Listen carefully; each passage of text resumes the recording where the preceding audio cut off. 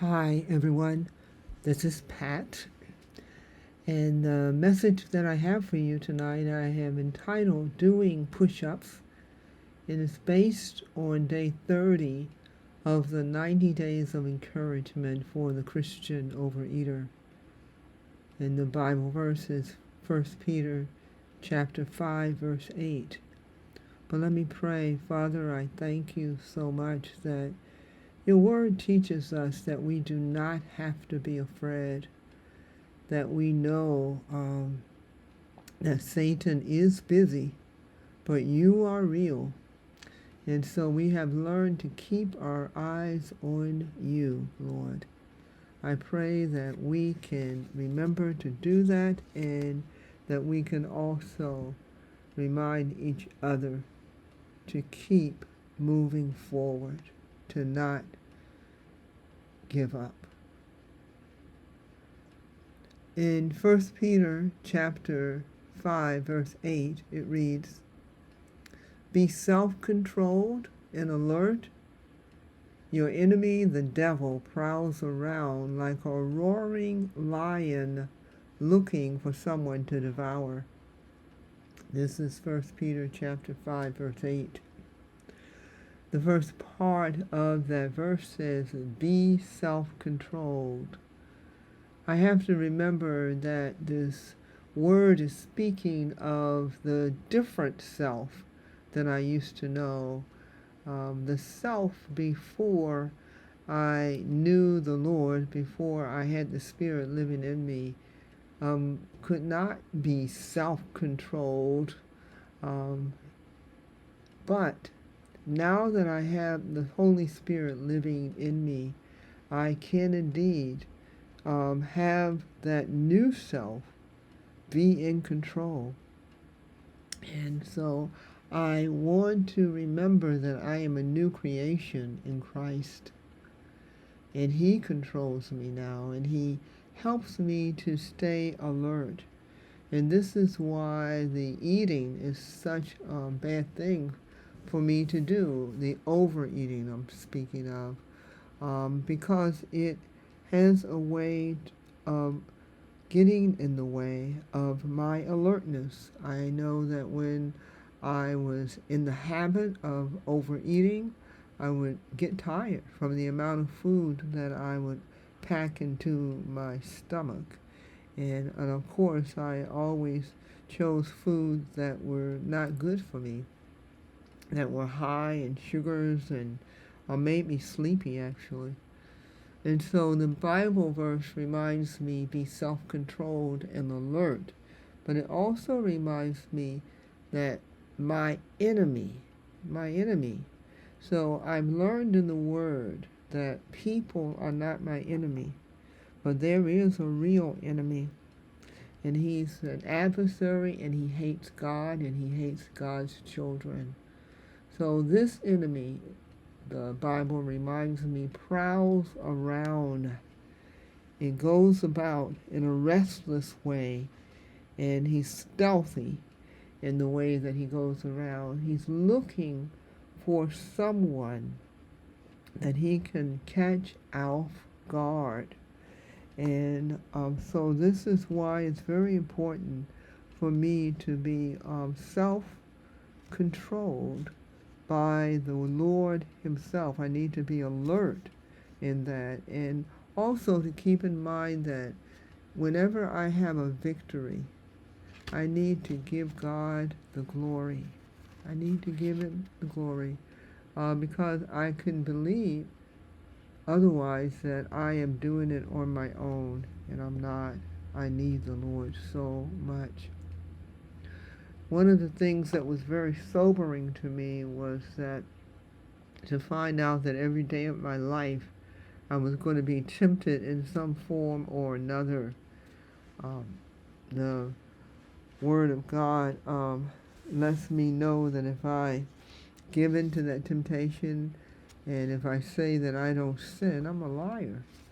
And so I have to be alert. I want to be alert. I cannot afford to be caught off guard. And the devil definitely waits for an opportune time. And as I've said before, it's often right after a big victory. So I want to give God the glory because many sheep that God has placed in my care, their lives are at stake. Their eternal destiny is at stake. And so I want to stay in God's Word and keep that Word very close in my mind and heart and use that Word to help many people. And I don't have to be afraid that temptation is going to always be around me. God gives me the body of Christ. In Proverbs 27:17, it says, as iron sharpens iron, so one person sharpens another. That's Proverbs 27:17. And so in recovery, this is why the encouragement is for us to have sponsors and also to shepherd one another. In the food situation, when it talks about sponsors, we want to have someone who has some time, meaning at least 3 months is what I have found has been a good gauge in terms of someone who can lead another. Also, though, not just having the time of being out of the food, but also someone who is committed to kindness and committed to gentleness and has the time to work with another person, meaning that the sponsee doesn't have to play hide and seek with the sponsor, but the sponsor has given them a specific time that they can reach them. And so we want to have a sponsor who is able to follow in those types of footsteps. Also, we encourage people in Bible for food to have a shepherd. A shepherd is someone who helps them to get through what we call the 90 days of encouragement for the Christian overeater. It's a book. It's a little devotional. It has 90 readings in it, and plus it has assignments in it that deal specifically with food, overeating, in the Bible. Using the Bible to help us to stay out of the food. And the difference, though, between a sponsor and a shepherd is that usually the person will call the sponsor, whoever's being sponsored, but the shepherd calls what we call the shepherdee. They call that person to listen to their assignment, to pray with them, and to have them pray for them. And so once they have done the 90-day shepherding program, then we encourage them to become a shepherd for someone else. The devil does push-ups. I used to hear in the secular rooms that when I was trying to get stronger or go to a meeting or something, then the devil was right outside the door doing push-ups. But the devil does do push-ups, and he is getting ready to try to take us out, but he can't. He cannot do that. Thank the Lord, he cannot do it. And the Bible verse 1 John 4:4 reminds me that he who is in me is greater than he who is in the world. Praise God for that. I thank the Lord that when he saved me, he did not leave me. He did not leave me to fight this battle on my own.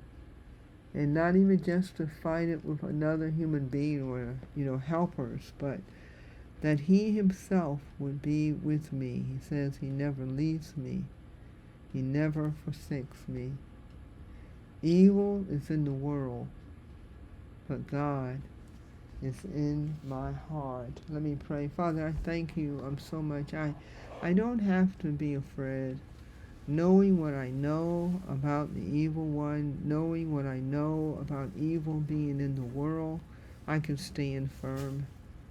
I can let nothing move me.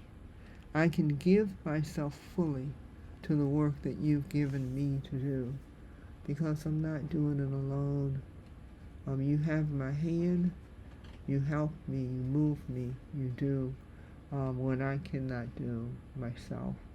And I thank you, Lord. And all my days I pray to tell others about this great love that you have for us, to save us and to be with us forever. And it's in the name of the Lord Jesus, Father, that I pray. Amen. Amen, you guys. I pray that you have a lovely, lovely night. Don't be afraid. Remember that perfect love casts out fear. We don't have to fear anything. God is in our hearts. Take care.